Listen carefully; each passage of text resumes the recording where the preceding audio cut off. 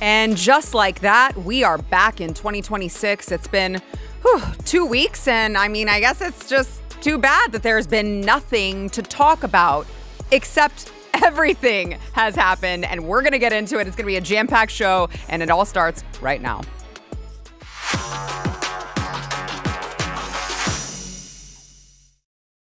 Welcome back to Sara Gonzales Unfiltered. I hope everyone had a wonderful Christmas and New Year's. We're off to a pretty wild start in 2026.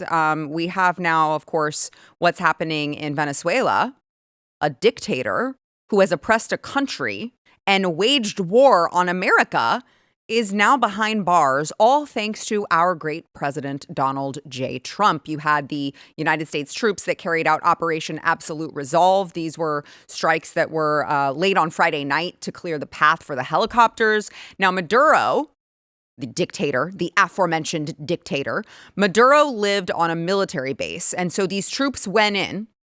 They extracted him and his wife. This was a 6-minute mission. And then just got the hell out of there. No loss of American life. It was like the most epic thing I've ever heard. Now he is on American soil where he faces court in New York. He has already said that he is innocent. He is not guilty. And he is a decent man. Yes, yes, yes. The man that I'm about to describe to you is just a good and decent and honorable and innocent man. Let me tell you about Maduro. Let me tell you about him. He has been a dictator of Venezuela. He calls himself the president, I think. He's a dictator of Venezuela since 2013.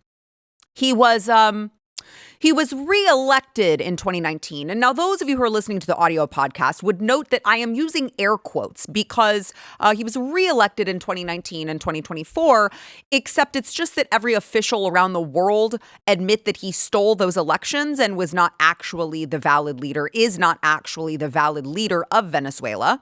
And on top of all of that, he, in true communist form, carried out multiple human rights abuses. He jailed his political rivals. He detained people, including women and children. He tortured them with, just the kind benevolent beatings, suffocation, electric shocks. He forced millions of Venezuelans to flee the country because he tanked the economy and put it into hyperinflation. And by the way, when you took to the streets to criticize him, he just brought giant military tanks and ran you over. That's the kind of leader that he was, all right? He is a narco-terrorist who has orchestrated sending massive amounts of drugs to this country in order to kill us, okay? And so this is a man who was not only not good for America, but not good for Venezuela. He was not good for the world. He is not good for the world. You notice he's not dead. We didn't kill him. We just brought him to face the consequences of breaking American law. Now, there are a lot of leftists. This has broken their brains. What little brain cells they had left, it's just broken their brains. And they are trying to claim that Donald Trump is now an interventionalist and Donald Trump is now, it's imperialism and Donald Trump is, who I thought he was America first. Why is he messing with Venezuela? And so I want to play Donald Trump explaining to these numbskulls that this is actually, this position, this whole entire thing is actually America first. Mr. President, why is running a country in South America America first? Well, I think it is because we want to surround ourselves with good neighbors. We want to surround ourselves with stability. We want to surround ourselves with energy. We have tremendous energy in that country. It's very important that we protect it. We need that for ourselves. We need that for the world. And we want to make sure we can protect it. Now, I want to add to President Trump's point about why this is actually America first. And in order to do so, we must address the oil. OK, there are a lot of lefties who I've seen on social media and they're like, this is my favorite. They're like, don't be fooled. Don't be fooled. This is about oil. And I'm like, I feel like Donald Trump in his address to the nation was actually very clear that part of this is going to, he will be addressing the oil situation, because when you extradite a criminal to face the crimes that he committed against Americans on this country, you also get the side benefit of the oil. Okay, so there's no war over oil. We have not entered into an act of war, but oil is to be addressed here, okay? Because this opens oil back up to us. It also opens it up to the Venezuelan people who were in fact not benefiting from it. But some of that oil that the leftists want to argue about was actually American companies to begin with.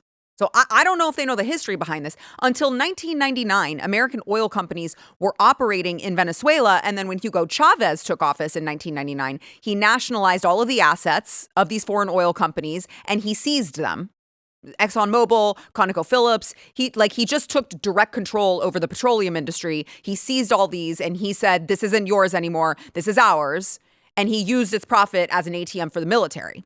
So this was actually, if you want to talk about the oil, it actually rightfully was partially our oil, okay?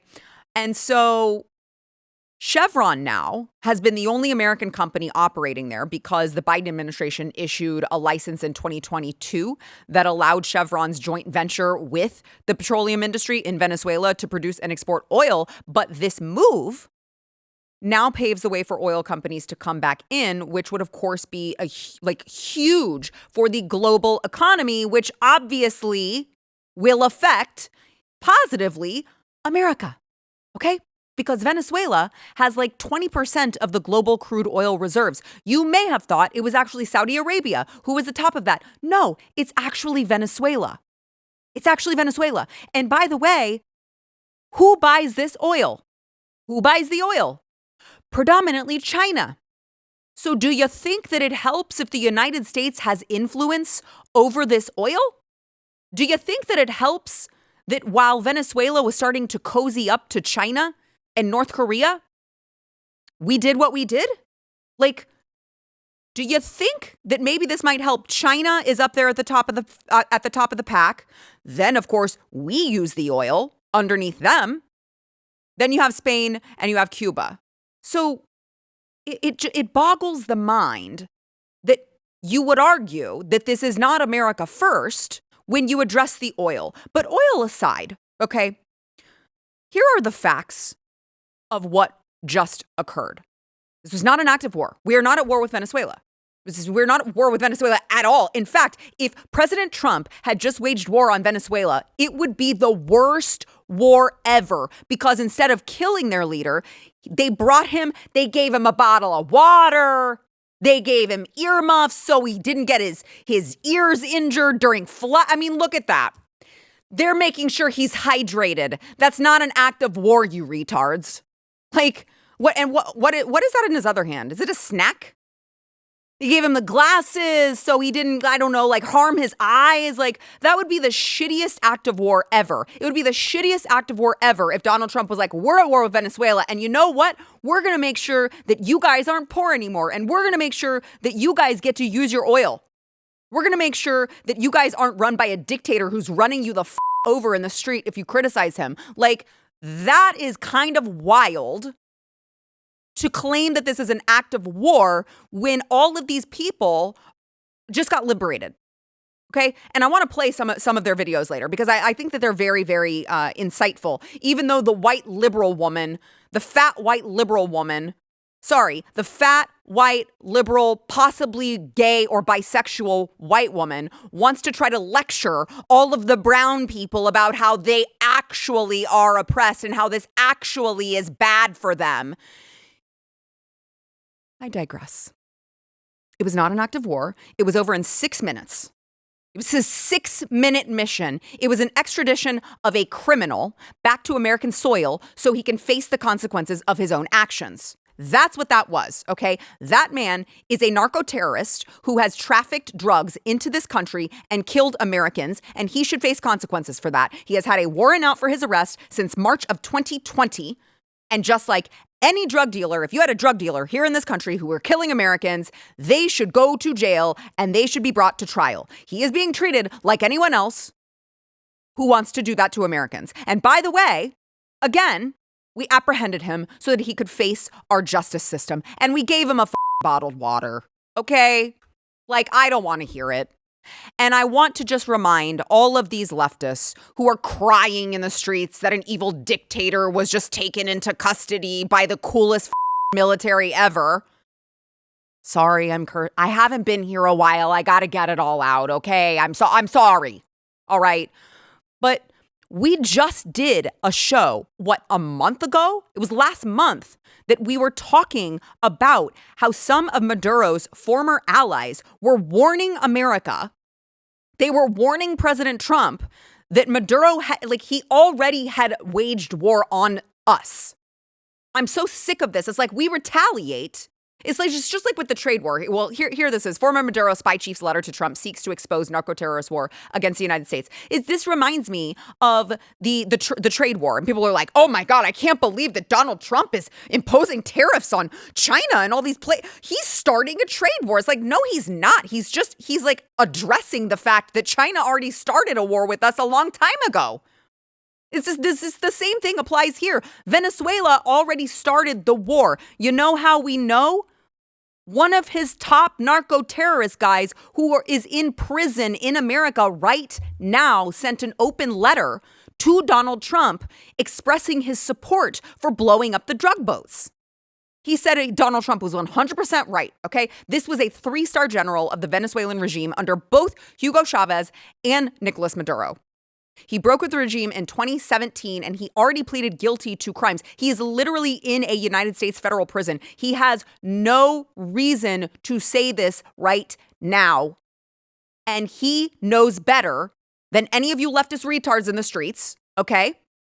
And he said, from his words, he said, I see the need to address the American people about the reality of what the Venezuelan regime truly is and why President Trump's policies are not only correct, but absolutely necessary to the United States' national security. He said he personally witnessed how Hugo Chavez's government became a criminal organization that is now run by Nicolás Maduro, Diosdado Cabello, and other senior officials, and that the purpose, here's the important part, guys, the purpose of this organization, now known as the Cartel of the Suns, is to weaponize drugs against the United States.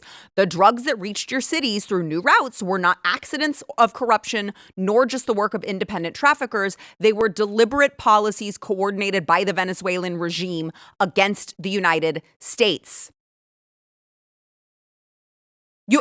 You think we did the act of war. The regime has provided weapons, passports, and impunity for the terrorist organizations FARC, ELN, Cuban operatives, and Hezbollah to operate freely from Venezuela against the United States. The regime, I assert, is not merely hostile. It is at war with you, using drugs, gangs, espionage, and even your own democratic processes as weapons. It also goes on to talk about the other ways the Maduro regime is trying to undermine America, including how they organized gangs like Tren de Aragua to terrorize us and take over our apartment complexes. I'm sorry, Margaret, it was only one apartment complex. Or Martha, or whichever one of you asked the stupid question. They only took over one apartment complex. I guess it's all fine. Yeah, the Venezuelan gangs are run by Nicolás Maduro. He's calling the shots. Or he was, until we held his ass. Anywho, they took advantage deliberately of the Biden-Harris open border. They sent criminals and spies into this country who that guy says are still here.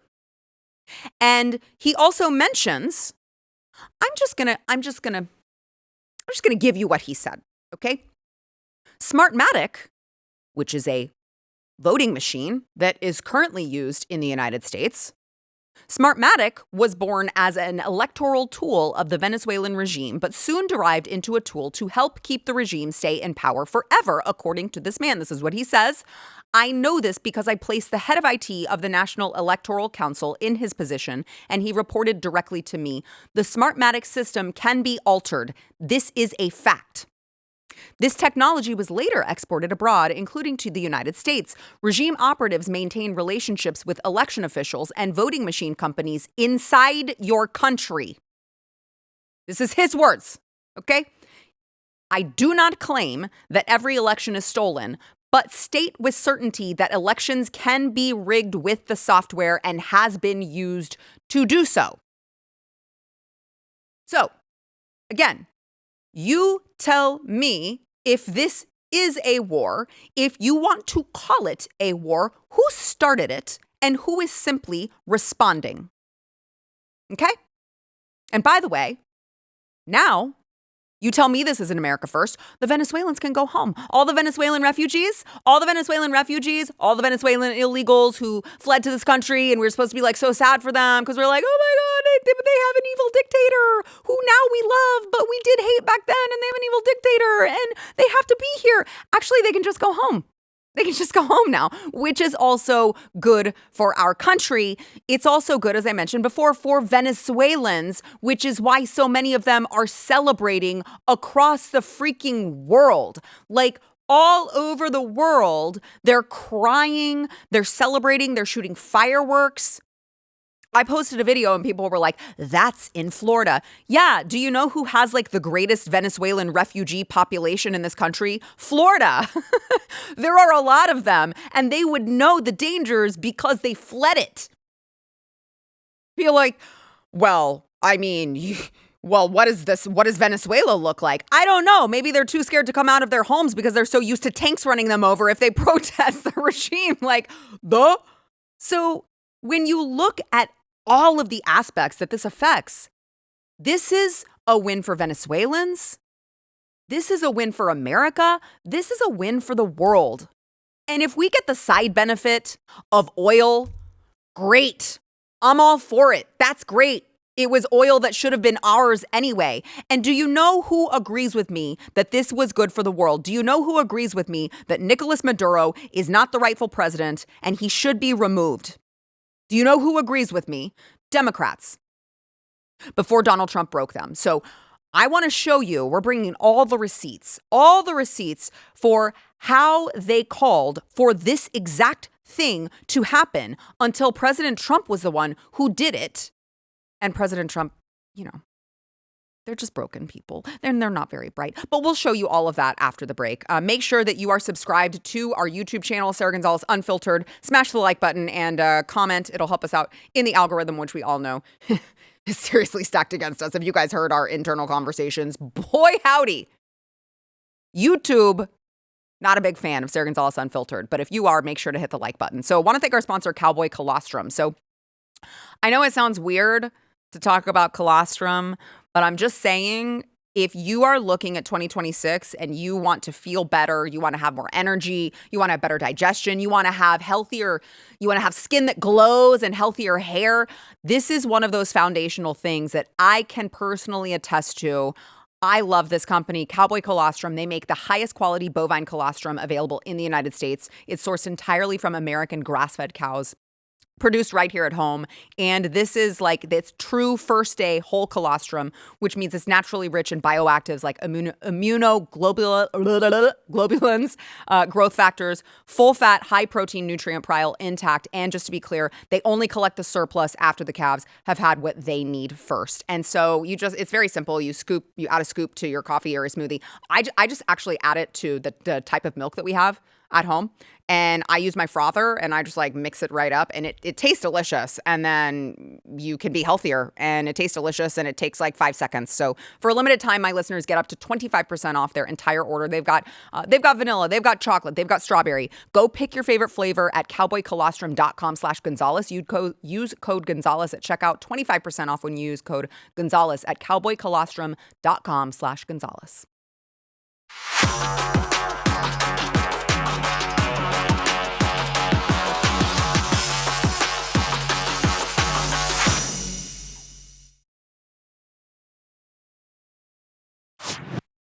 So if there's one thing that Democrats have been abundantly clear on in the last, year, it's that they really hate kings. Like they're unclear on what constitutes as a king because they seem to think that Donald Trump is like making himself a king, even though he's not. But they like had all these no kings protests. They're like, no kings. We don't like dictators. We don't like authoritarians. And so you would think that they would be overjoyed that President Trump took down a major bad guy dictator, right? So I want to actually show you Kamala Harris in support of the president, shockingly, but it was in 2019. What's happening in Venezuela is a crisis. The people who have fled Maduro's dictatorial regime deserve safety and protection. As president, okay, so here's what she would do. I would immediately extend TPS, temporary protected status, to Venezuelans. It's the right thing to do. Americans must show moral leadership in this hemisphere. And then also, the U.S. must immediately condemn Maduro's violence against his own people. There is no excuse for this. The Venezuelan military and security forces must demonstrate restraint. Venezuelans deserve a free and fair election and a peaceful transition of power. Wow. So it sounds like Kamala Harris agrees with Donald Trump's actions in 2019. Like, that's great. We can all agree. Except now that Donald Trump has carried out the most epic military operation ever, she says Donald Trump's actions in Venezuela do not make America safer, stronger, or more affordable. That Maduro is a brutal, illegitimate dictator does not change the fact that this action was both unlawful and unwise. Interesting. Okay. Well, I mean, you really wanted to condemn him then. So weird how you've changed your tune now. On top of that, let's go ahead and see what Joe Biden had to say on Maduro. Trump talks tough on Venezuela. This was in 2020. Trump talks tough on Venezuela, but admires thugs and dictators like Nicolás Maduro. That must be why he just extradited him in the middle of the night. He loves him. That's why. As president, I will stand for the Venezuelan people and for democracy. Okay. So Trump admires Nicolás Maduro. I mean, maybe that's why he gave him the bottled water. That must be why, because he actually secretly admires him, I'm sure. So Joe Biden speaking of talking tough on Venezuela. Okay. Can we just add that under the Biden-Kamala regime, they actually increased the bounty on Nicolás Maduro's arrest to $25 million as they left office. They increased it right before they left office. But now we're supposed to be outraged that Donald Trump arrested him as they requested. Actually, don't try to make it make sense, because you'll hurt your brain if you try to make it make sense, because it simply doesn't. These people are broken.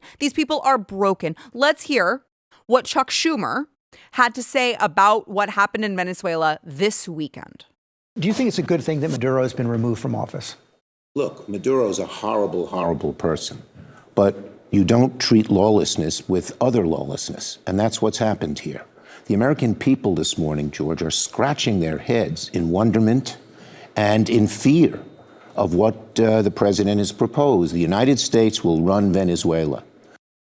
Ooh, it's big and scary and mean and Donald Trump, orange man bad, except there's a problem.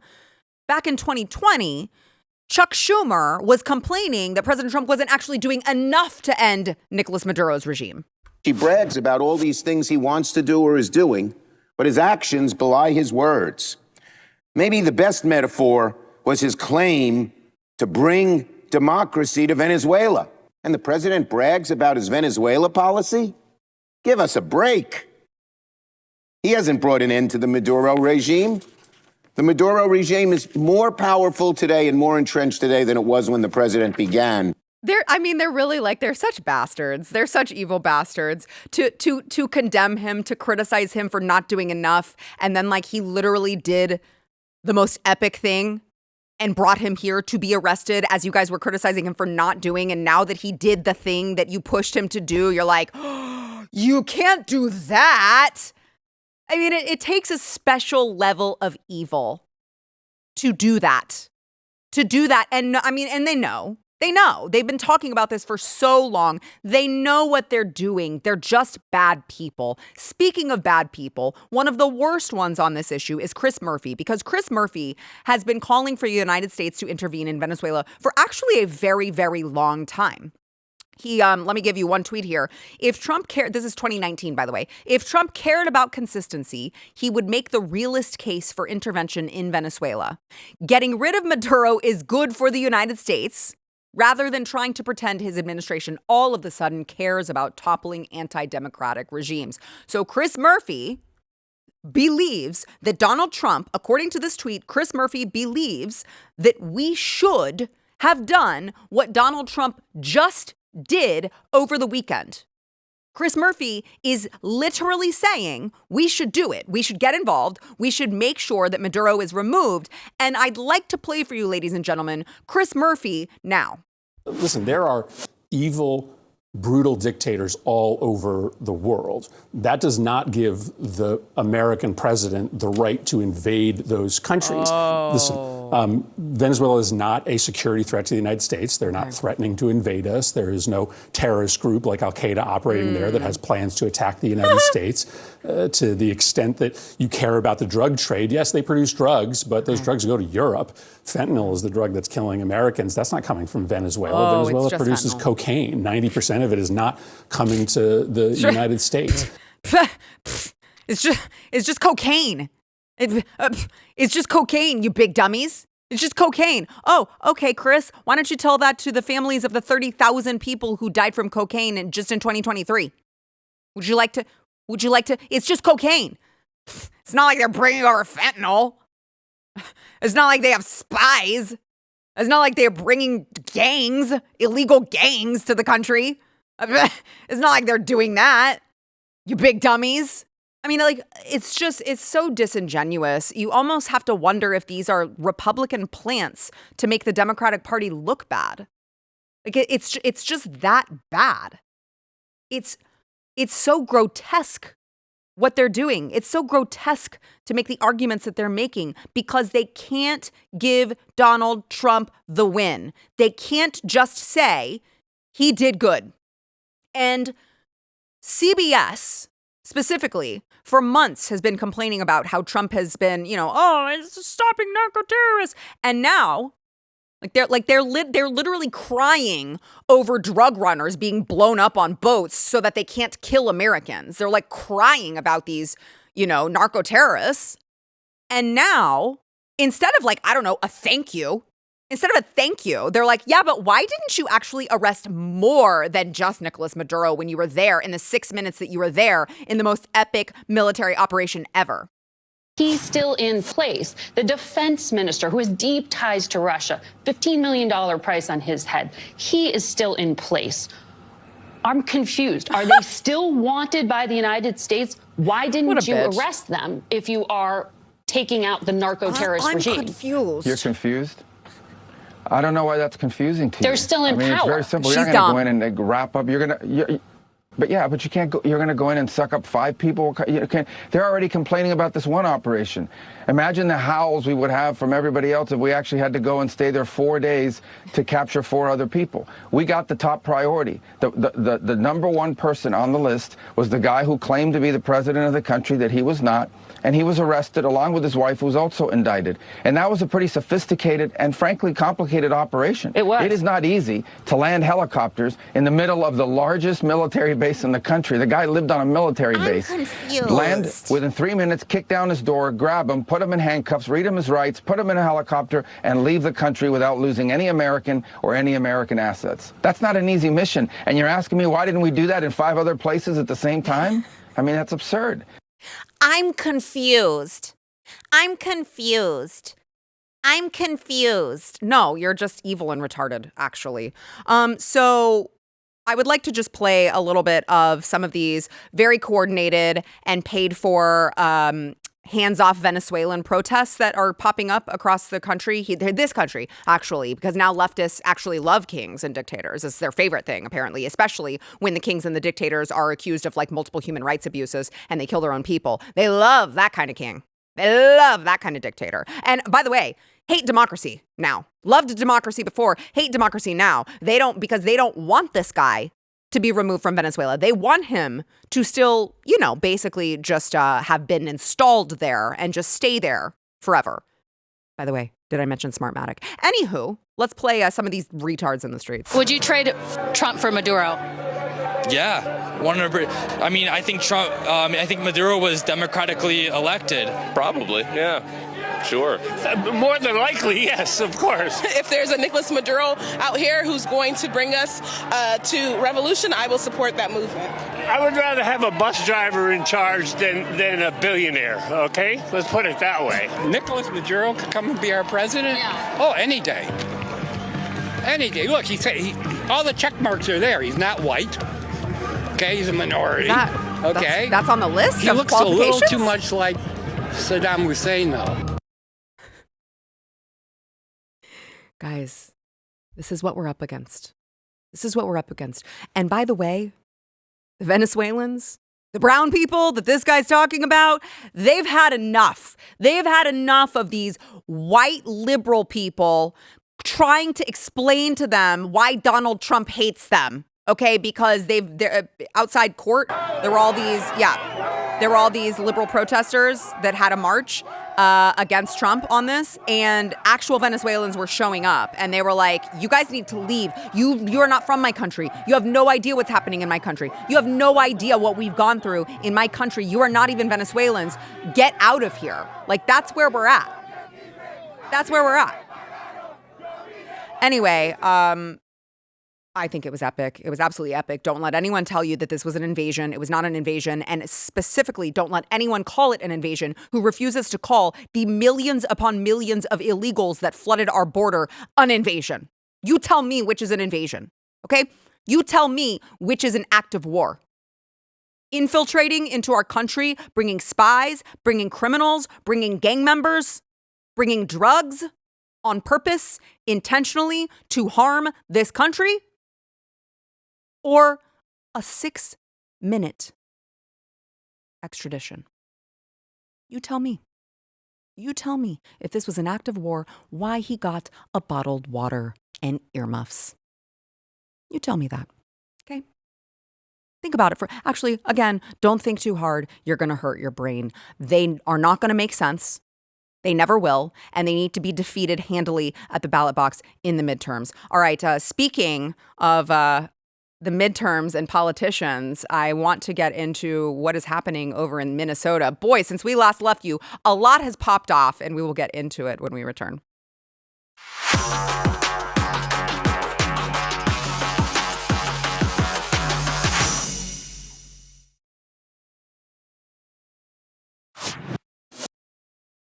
I'm sorry. I regret to inform you, this is really, really sad news, that Tampon Tim Walz, announced this morning that he is dropping out of the 2026 Minnesota gubernatorial race. And I think I have it. Oh, it was just an eyelash. Actually, I'm fine. Tim Walz is out. He's out in 2026. And he actually is out in large part due to Nick Shirley, a YouTuber, who exposed a rampant Somalian fraud that is happening in Minnesota. And this, like, I don't want to call him a random YouTuber guy to discredit him. I'm just saying, like, he's just a YouTuber. And he heard about the fraud that was happening in Minnesota. He went out there. He had a guy that gave him all of this research of all of the fraudulent daycare centers that are stealing millions of taxpayer dollars. Here's some of that. Here at Future Leaders Early Learning Center, this building received over $3 million. Hello, how are you? I would like to see if I could bring little Joey, my son little Joey here. Is there paperwork or can I check out the daycare? No? Why can't I check out the daycare? Nothing's not here. Okay, but if can I get paperwork or anything to submit my son little Joey to come in here to daycare? We'd really like to put Joey in this daycare. We've heard great things. Business card? No, I would like your business card, actually. You talk to your manager. Okay, can I speak with somebody? Where are the children at? Are there children here today? No. No children? Yeah. Why are there no children? Two of Mexico. Would my son, little Joey, have friends to play with here? No. No friends for little Joey. Yes. Sorry. Poor little Joey is out of luck. No friends for little Joey. And so I highly encourage you guys, go to Nick's YouTube page, YouTube account, and watch the full, it's like 40-something minutes. It is incredibly, like, eye-opening how blatant and just in everyone's face this is. And so this happened. Nick Shirley had, last time I saw it, it was at like 75 million views or something like that on X. It was an incredible amount of views. Everyone's watching it. So Tim Walz has some explaining to do. And instead of that, in his announcement, he blames everybody but himself, actually. He said, we've got conspiracy theorist right-wing YouTubers breaking into daycare centers, they didn't do that, and demanding access to our children. Well, no, they just want proof that they actually existed, sir. We've got the president of the United States demonizing our Somali neighbors and wrongly confiscating childcare funding that Minnesotans rely on. It is disgusting and it is dangerous. I came to the conclusion that I can't give a political campaign my all. Every minute I spend defending my own political interests would be a minute I can't spend defending the people of Minnesota against the criminals who prey on our generosity and the cynics who prey on our differences. So he's actually saying, no, it's your fault. And actually, the criminals are the victims, is what Tim Walz is saying. So now Tim Walz, by the way, Nick Shirley was like, I ended Tim Walz. He said that, which I thought was really funny, and it's totally true. But so now we have, there it is. I ended Tim Walz, and he did. He did. Look, just that tweet alone, 5.3 million views. Now, I think Tim Walz is, I don't know, he's trying to do the Homer Simpson meme where he like backs into the bush and just thinks that everything's just going to go away. But I would highly encourage people to continue finding all of this fraud that is happening and connecting all of the dots, because I feel like it's a pretty good bet that it can all be connected to Ilhan Omar and Tim Walz. And by the way, Tim Walz should have been gone a long time ago, because if you recall, Tim Walz ignored Mayor Jacob Frey in Minneapolis. He ignored his initial request to bring in the National Guard during the 2020 George Floyd riots in Minnesota. He said that Walz failed to act after Frey repeatedly raised the alarm about growing unrest in the city that spread to, of course, widespread looting and torching of a police precinct and hundreds of other buildings. It took 3 days for him to get there, for him to get the National Guard there. And there was over $500 million in damages to Minnesota during those riots. More than 1,300 buildings were damaged. Like record amounts of insurance losses because of Tim Walz's negligence. Also on top of that, he made sure to focus on the really, really important things, like making sure that tampons are in boys' bathrooms. So that also should have totally disqualified him. Oh, and by the way, there was this little nugget at the vice presidential debate last year. You previously opposed an assault weapons ban, but only later in your political career did you change your position. Why? Yeah, I sat in that office with those Sandy Hook parents. I've become friends with school shooters. What? I've become friends with school shooters? What is wrong with this guy? And on top of that, the jazz hands and the weird gestures. He's clearly gay. Okay, remember his kids were conceived via like one of the turkey baster methods. All right, so he should have been gone a long time ago. Good riddance, Tim. Boy, it sure would be a shame if you ended up in handcuffs after all of this. Anyway, let's go ahead and take a break. And then when we come back, I want to welcome an old friend back to the show for a big announcement. Stay tuned.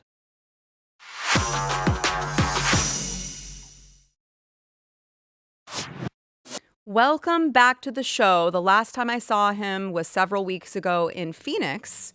Kyle Rittenhouse, my friend. Hi. Hi, Sarah. How are you doing? I'm good. You're in Texas. I'm back in Texas. I'm back with Texas gun rights. That's the big announcement. Wow. And I'm excited to be here. You're back in the fight, because last time I saw you, you were like, I have a big announcement. It's coming. And I tried to get a preview, and you were like, I'm not saying anything. And now you're back in Texas, and I'm so excited. So you're back with Texas gun rights. You've entered the arena again, as they say. Yep. And I guess like probably most of the audience will say, why? Well, so that's a really easy answer. So a couple months ago, about a year ago, I left the spotlight. As you know, in this industry, you get a lot of hate. Plus, Good boys. That's honestly, so that's Kyle's dog Milo, and he's like my favorite. Like when Kyle comes, sometimes I'm just like, can I just see Milo? Oh, hey Kyle, you're here too. That's pretty much how it goes. But the answer to that is really easy. About a year ago, I left Texas. I was tired of all the negativity. I was tired of politics. I was tired of dealing with the death threats and the constant harassment, the people showing up to my house, the violent left as we call it, because that's what they are, the violent leftists. I went on to move on to better things. I met my beautiful wife Bella, and I found inner peace, which was good for me. It was good for my mental health. And then September 10th happened. Our friend Charlie Kirk was assassinated by a violent leftist for using his voice, using his First Amendment right, and pushing the right narrative. On that day, my life changed completely. The trajectory of my life changed because that's when I made the decision. Today is not the day to be silent. Today is not the day to stay out of the fight. We all have a powerful voice and we all must use it. So that's when I reached back out to my father figure, Chris McNutt. He's off camera over there somewhere. And I said, hey, we need to get back into this fight. And that's when we started working on it, getting me back to Texas, getting me back home, as I like to call it. So now I'm here, I'm back home, I'm back in the fight, I'm with Texas gun rights, I'm not going anywhere. I'm going to be at the ballot boxes in the legislature. I'm going to be teaching people how to shoot as their chief firearms instructor with Texas Gun Rights Foundation. So I'm excited. I'm excited to share my knowledge of what I've learned when I've been gone. What I've been doing over the past couple months is I've been helping teach people how to shoot as a firearms instructor down in Nevada and Florida. So I'm going to use those skills here along with my other skills of helping get good people elected, getting good gun bills pushed, and changing the state of Texas for the better. Because as you know, Texas leads the nation in the charge. What happens in Texas, people tend to follow. Yeah, you're right. For better or worse, so absolutely. We've got to make sure that when it comes to the Second Amendment, it's always for the better. And I will say that if I were to ever pick a firearms instructor, it would be you. Because you gotta, you're solid. You know what you're doing. Well, thank you, Sarah. I know you know how to shoot pretty well. I do, but I'm just saying, if anyone is in the market, I've got your guy right here. Which, by the way, where can people go to support your organization? Absolutely. So you can go to texasgunrights.org and you support us there. We offer a different levels of memberships. We have life memberships. I would love for everybody to check out the website, check out the social medias, txgunrights.org. On X and Instagram. You can follow us there. My social media is Rittenhouse2A. I'll also be pushing all of Texas gun rights on my social media because that's where the fight really starts. Great. So, you mentioned the violent left and the death threats. And I feel like I should say this, few people know about that firsthand more than you. Because, I remember during the trial, you were called all sorts of names, murderer, you're found not guilty, you're acquitted. And still people are out there calling you a murderer and giving you death threats. Yeah, absolutely. I get today, right now in 2026. Yep. 2026, 5.5 years after the fact of everything that happened, people still send me messages, still say they're going to track me down. A couple years ago, a guy showed up at my house when I previously lived in Texas. I remember this. Okay, yeah. Yep, and thank God for great response time in local PD. Yeah. And our Second Amendment rights. Yeah. But it's just like you're the last person that I would, if I was, I'm like, oh, you know who I'm going to target? Kyle Rittenhouse, who clearly knows his way around a gun. Yes, many of them. I'm going to go break into his house while he's at home. Great idea. So they're violent and they're also not smart. Yeah, they're gay and retarded. So I see the violent left, and we thought they were bad 5 years ago, Sarah. They have only gotten worse. They have resorted to taking our lives and trying to kill us, showing up to our houses, killing our friends, and committing mass amounts of violence. You see what they did in Nashville, shooting up the schools because they're on all of these hormone blockers, and they think they're different genders, and they're honestly mentally ill, and they just need a bunch of help. Right. And it's really sick to see, but you can't stand back and let them win, because if you let them win, we don't have a society anymore. Yeah, you're right. I don't want to say it worries me. You're kind of like a little brother to me. I do get, I worry about you, right? Putting yourself up into the spotlight. I'm sure it worries my wife as well. It probably stresses her out. I'm sure it does. Quite a little bit. She's over here and we're going to talk about it afterwards, how she's dealing with it. Yep. But honestly, Sarah, at the end of the day, I know Jesus. I know where I'm going when I pass away. And I've accepted my fate for whenever it happens because I don't know what's going to happen. Nobody does. Only God knows. Mm-hmm. So I can't live in fear every single day of my life because that's letting them win. I take precautions to make sure I'm safe. I have security measures in place at my house, and I carry a gun everywhere I go, and I train frequently with my firearm. Yeah. So I will protect myself if somebody does try to harm me. I'm not afraid to defend myself if somebody does kill me, as I proved on August 25th, 2020, when they did try to kill me. Mm-hmm. So I don't let it worry me too much. When's the last time you were back in Kenosha? Oh, that's a funny story. I was in Kenosha about 2 years ago, and I won't dive into the story on record of what happened, but about 2 years ago, I was in Kenosha, and I had a very funny interaction with the sheriff's office out there, and I'll leave it at that. Who were kind or unkind to you back in the day?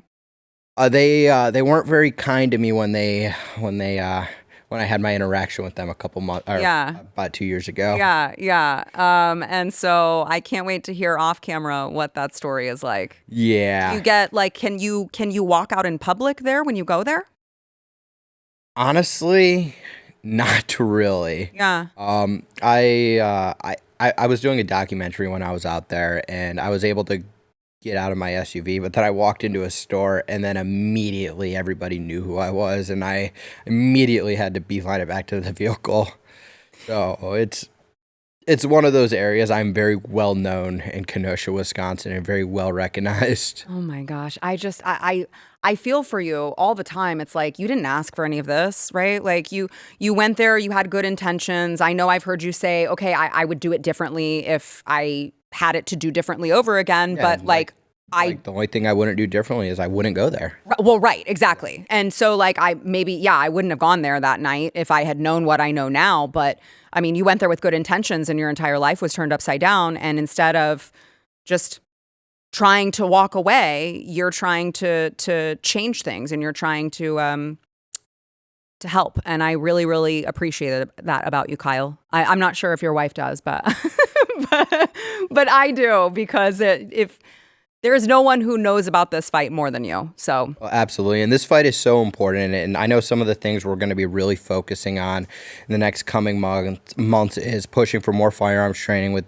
Texas gun rights. We're working closely with Ted Nugent. We're going to focus on making hunting more accessible in Texas and having better hunting laws, even though we already have great hunting laws, but working with Ted very closely on that. Great. You can support us at texasgunrights.org. You can follow me on social media, Rittenhouse28. Can they get this hat there too? Yes. Go get this hat, texasgunrights.org. Thank you, Kyle. Thank you, Sarah.